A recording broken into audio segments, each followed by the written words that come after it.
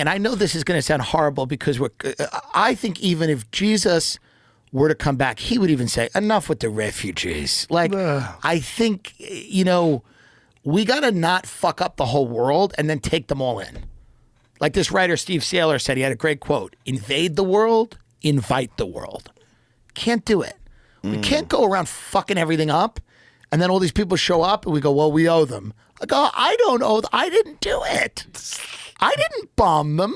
Well, your tax dollar. It's like we have to stop letting people destabilize all these countries and then let them in. We have floods of refugees in Why Europe. do you think the refugees are coming in from the southern border like they are? Why do you think they're allowing that to happen? It's economic migration, and the reason is that a lot of these business owners and rich people benefit from cheap labor. They want gardeners, they want nannies, they want chefs, they want people doing their nails. They want if you do you think own, they've thought of that and said, let's let them in so they can do our nails? Of course they don't want to pay American wages. If you can hire someone at $3 an hour or whatever it is, off the books, illegal labor. You know how many construction projects go up with illegal labor? You know how many of these construction projects in Miami? They're building like 20 new towers in Miami with floating bathtubs for Bitcoin criminals. And God only knows the Paul brothers, and God bless everybody. I like them. But like they're building all these big towers in Miami. How's that? I'm not doing it. It's illegal labor. Is it really? Oh, yeah. Now, DeSantis shut that down, and all the construction projects are grinding to a halt. Because there's a lot of illegal labor being used in putting up certain buildings. Really? Oh, yeah. Oh, yeah. Wow. This is a huge part. This is what, or we're to believe that the people living in Greenwich, Connecticut love El Salvadorians. It's one of the two. It's one of the two. It's either that they're benefiting financially from it, or there's a housewife in Greenwich going, I'd love an arepa.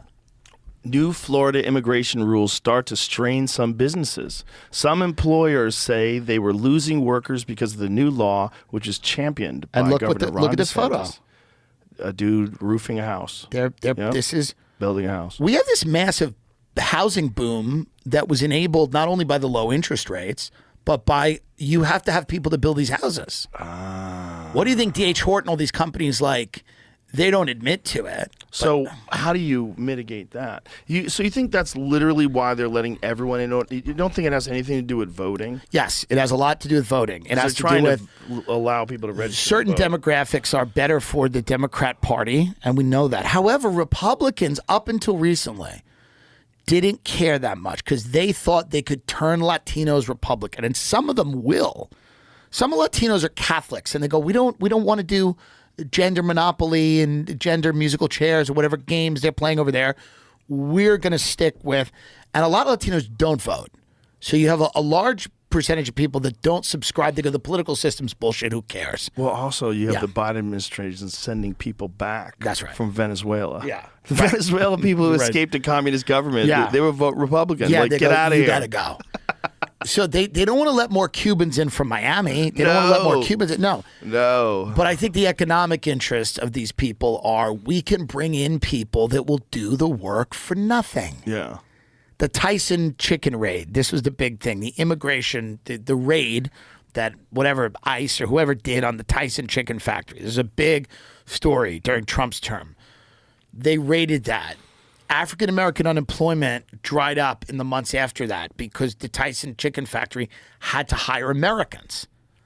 So when these companies are forced to hire Americans and pay American wages, they do. Right. But until they're forced to do that, they're going to rely on largely illegal, unregulated labor. And that's in their personal lives and private lives.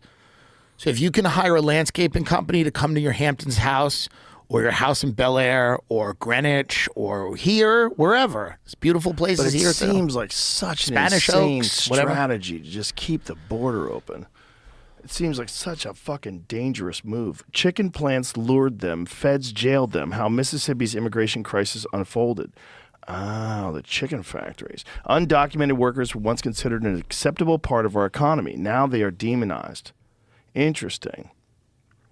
And again, I'm not saying like this is a great thing to do these raids, and obviously there's human costs, But the what tends to happen when you lose illegal labor, you have to hire Americans. And they don't want to do that. Why is the Chamber of Commerce pro-immigration? Why are the Koch brothers open borders advocates? Is it because David Koch loves people from Central America? Or is it because he wants to drive down the cost of wages? He believes in a market rate. And a market rate is, hey, anyone will do it. This is the problem with kind of that libertarian type of philosophy.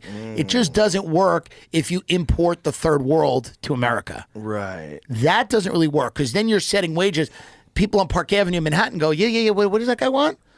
$4? Let's find someone to do it for $2.50. So is this idea to try to compete with other countries that do this, like China? That is one of the ideas. The other idea is to get a 9th sailboat. Yeah. It's people that go, where are our profits? How can we maximize these profits? What's the bottleneck? How can we maximize? How can we put up cheap labor bottleneck? How can we put up 100 houses for just the material cost and a minute labor cost?